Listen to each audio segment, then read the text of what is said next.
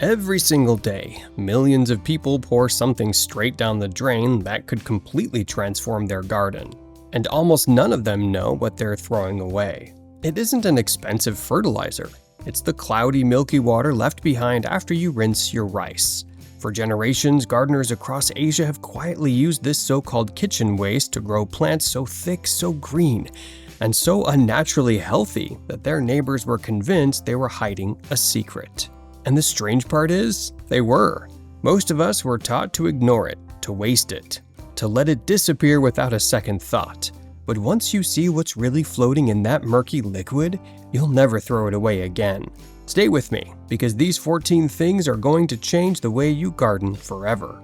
Pothos is usually the first plant to give you away, growing so fast it looks suspicious. The starch and trace nutrients feed the soil around the roots, pushing out thick, glossy new leaves week after week. Rose bushes are notoriously hungry, and rice water hands them a soft, slow meal with no risk of burn. It carries real traces of nitrogen, phosphorus, and potassium, the exact trio that keeps blooms coming.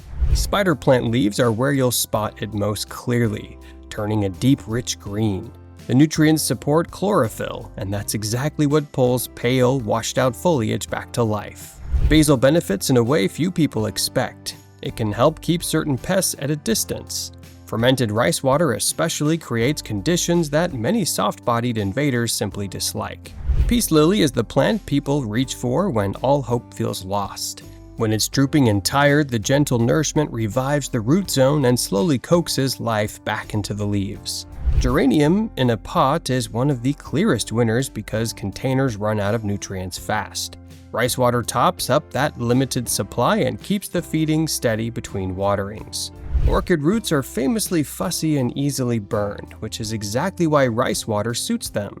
It's mild enough to feed even the most delicate plants safely, always diluted, always gentle. Hibiscus rewards rice water with more buds than the bush next door still using plain water. The leftover phosphorus and potassium gently coax the plant into a wall of blooms that refuses to slow down. Tomato plants don't just drink rice water, the soil feeds on it too. The starch becomes an instant meal for the microscopic life underground, unlocking nutrients that were trapped and useless before. Chili plants take this and run with it, setting more fruit than you expected. The light nutrient boost supports flowering, and more flowers simply mean more peppers waiting on the way. Marigold seeds watered with diluted rice water wake up quicker than seeds left on their own. That early energy source gives fragile sprouts a real head start their neighbors never got. Aloe Vera sits in soil that quietly improves over time as the microbial life multiplies.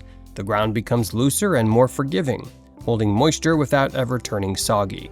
Curry leaf plants are perfect for the strongest version of this trick, fermented rice water. Left to sit a day or two, it grows far richer in microbes and pushes slow growers into growth that looks like cheating.